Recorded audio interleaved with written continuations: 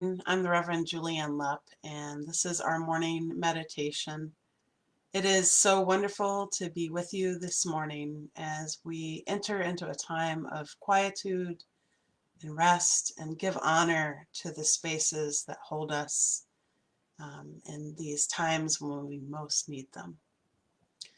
This morning, I'm going to open up our time for meditation with the words of Martin Luther King Jr. We must discover the power of love, the power, the redemptive power of love. And when we discover that, we will break up. We will be able to make of this old world a new world. Love is the only way. I think it's hard to remember that sometimes. And Martin Luther King Jr. time and time again returns to this message of love over hate.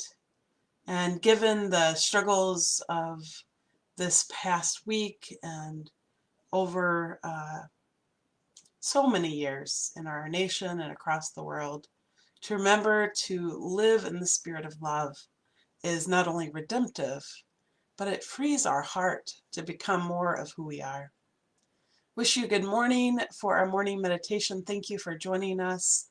I hope that you will settle into this time, find a quiet and receptive place to breathe into some quietude.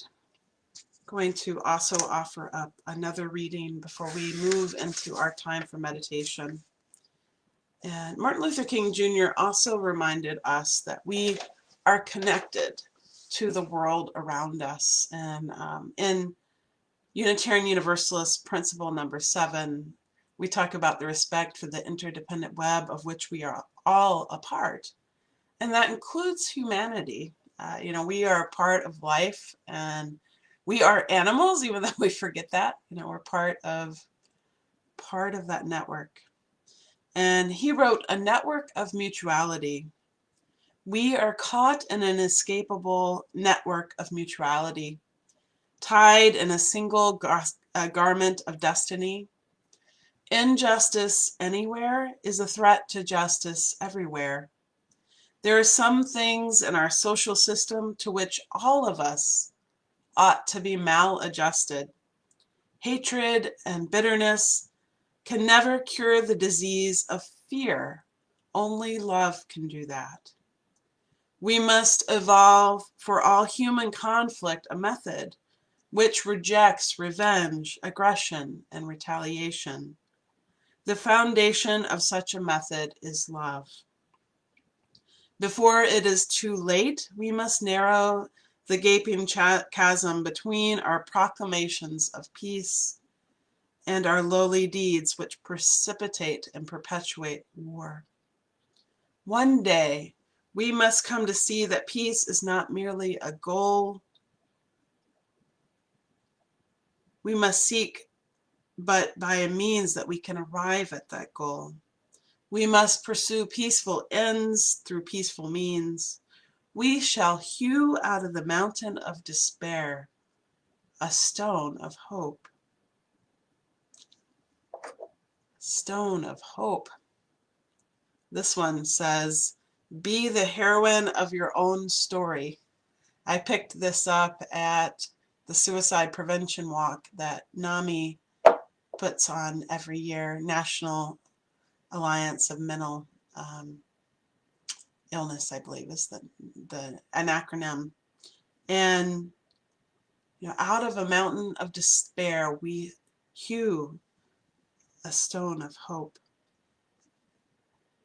So I'm going to invite you into a time of quietude, and I'm going to light this candle for that hope and that peace and that love that will guide us.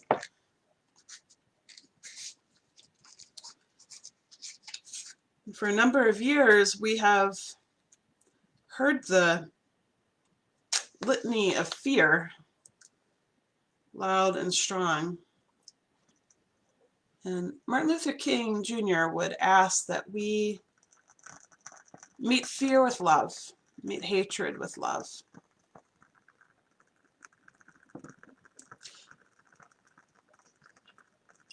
What does that mean to find hope in times like these? I invite you to gentle your face, close your eyes gently if you like into a half gaze. We'll move into a time of meditation.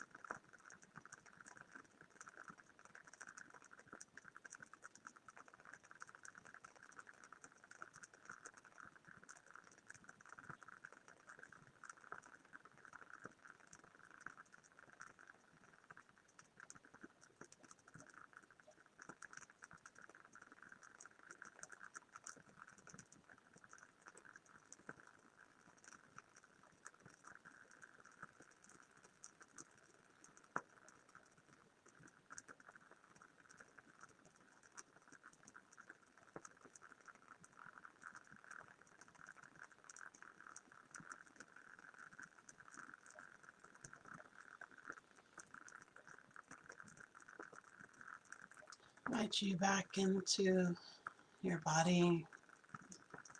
Softly bring your gaze back to this place and this time.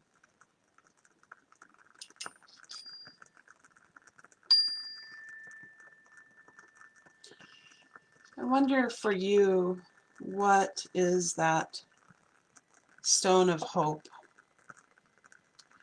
What is that thing that you carry with you in the hardest of times? Martin Luther King Jr. was a person. He had an amazing message, and he called us to be our best selves. And while his legacy looms larger than life, he had fears and doubts and was not, a perfect person like any of us are not perfect. But what he had was a moral imagination and a will to act on that moral imagination. And as I read and hear more about his life over the years, it strikes me that it is grounded in that idea of the dignity and worth of every person, and in our connection to one another that is undeniable. And for him, it was rooted in the idea of God's love, and it was rooted in the idea that people deserved respect and a living wage, and that peace was not some thing in the sky, but it was something that you worked towards, that you organized towards, and take um, you didn't take things lying down, but it was done through the inspiration of nonviolence. And being nonviolent is one of the most difficult responses during a protest or in the face of anger and fear and hate. And it takes a lot of discipline. And it's also a radical response, to say, I am going to live into my principles. And so in these hard times, to think about what it means to live into our principles, to live into love, and how we can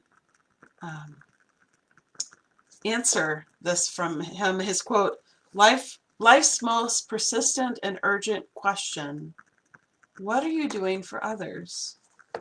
And, so often we can get caught up in our own problems, of worry, of bills, of everyday life. And doing for others can be something as small as wishing someone a happy birthday or holding a door open for someone.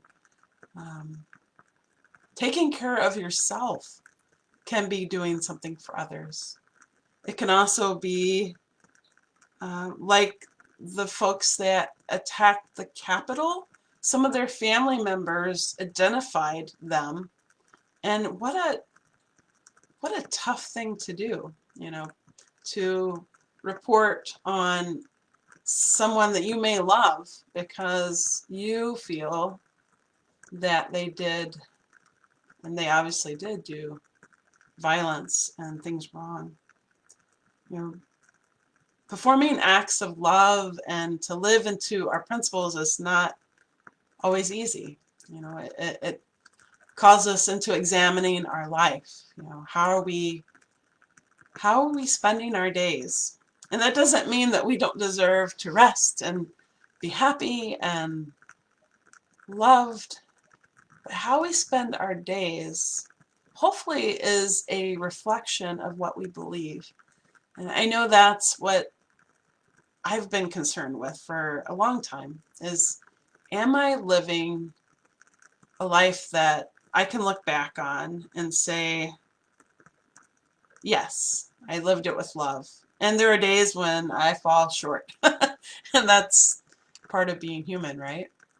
And I think it's that struggle to do the best that we can and to be grounded in our beliefs that really help us evolve and transform. And when we evolve and transform ourselves, we evolve and transform the world. We bring that love into a bigger space. We extend it outward. Love does not have to be jealous. We don't have to hold it close. We want to share it and send it out into the world.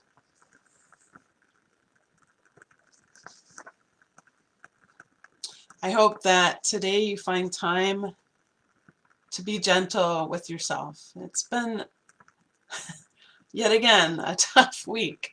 And 2021 we were all looking forward to, and it's been a tough beginning to the year. Tomorrow is Martin Luther King Jr. Day, where we celebrate his life and his legacy. And there will be an MLK Remembrance program going on all day. You can find it. We'll have a link on our Facebook page. And at 10 a.m. today, we'll have a service focused around the legacy of Martin Luther King Jr. and what we can learn today. I wish you peace and love. And I'm going to end these words with Henry David Thoreau, because Martin Luther King read about Henry David Thoreau's civil disobedience, and that's part of what inspired him to move towards nonviolence. He read that, I think, during college. Yeah, during college, and then went on to study Gandhi. To live deliberately. Why should we live in such a hurry and waste of life? We are determined to be starved before we are hungry. I wish to live deliberately, to front only the essential facts of life. I wish to learn what life has to teach, and not when I come to die discover that I have not lived. I do not wish to live what is not life. Living is so dear. Nor do I wish to practice resignation unless it is quite necessary. I wish to live deep and suck all of the marrow out of life. I want to cut a broad swath, to drive life into the corner and reduce it to its lowest terms. If it proves mean, then to get to the whole and genuine meanness of it, and publish its meanness to the world. Or if it is sublime, to know it by experience, and to be able to give a true account of it. Those are the words of Henry David Thoreau. I wish you peace, my friends. Namaste and much love. Hope to see you at 10.